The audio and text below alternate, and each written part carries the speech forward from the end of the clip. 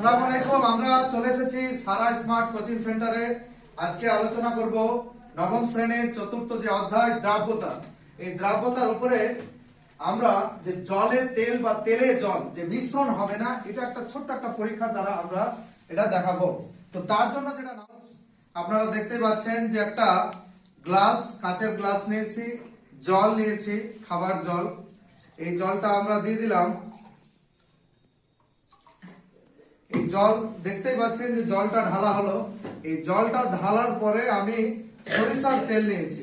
তো সরিষার তেলটা যখন এখানে ঢালা হবে, যখন ঢালবো আমি সরিষার তেলটা দিব, ফোঁটা ফোঁটা আকারে দিচ্ছি, তখন আপনারা দেখতে পাবেন যে কিরকম ভাবে জলটা কিন্তু মিশলো না, তেলটা জলের সঙ্গে মিশলো না। তো আপনারা এটা দেখতেই পাচ্ছেন যে কোনো মতেই মিশবে না।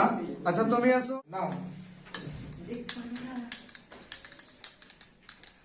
মিশলো? ছেড়ে দাও। মিশলো? আচ্ছা ঠিক আছে।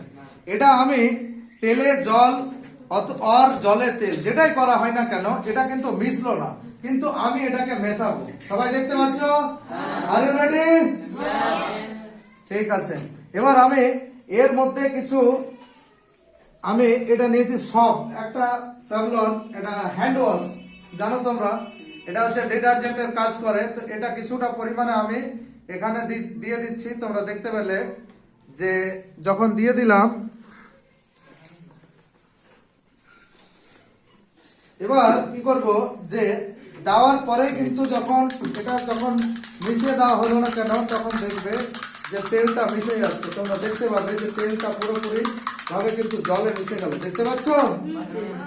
আর আর আলাদা করে তেল রয়েছে?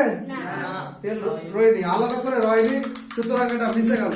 এর মধ্যে সব থেকে বড় কথা হচ্ছে যে সফট, অর্থাৎ এতে আমরা যে মানে সলিউশনটা নিয়েছি যেটা সফট, তার মধ্যে সেটা হচ্ছে একটা হাইড্রোফিলিক এবং হাইড্রোফোবিক, ওর মধ্যে রয়েছে সলিউশন।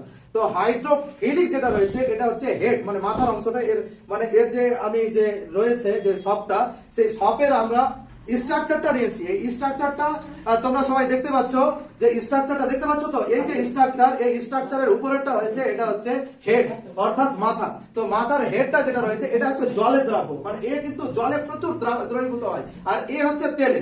এবার এ কি করবে, এই অংশটা যে সাবানের এই নিচের অংশটা, তেলটা কি করবে, এ তেলে কি করবে, তেলটাকে গুলবে, আর এ উপরের অংশটা জলে গুলবে না। উভয় কিন্তু একসঙ্গে কিন্তু পুরোপুরি ভাবে গুলে দিবে। তোমরা দেখতে পেলে যে পুরোপুরি ভাবে তেলটা কিন্তু মিশে গেল। তেলটা মিশে গেল, একটু সাবানের পরিমাণটা কম হয়েছে, একটু বেশি হতে গেলে তোমরা দেখতে পেতে। বুঝতে পারছো সবাই?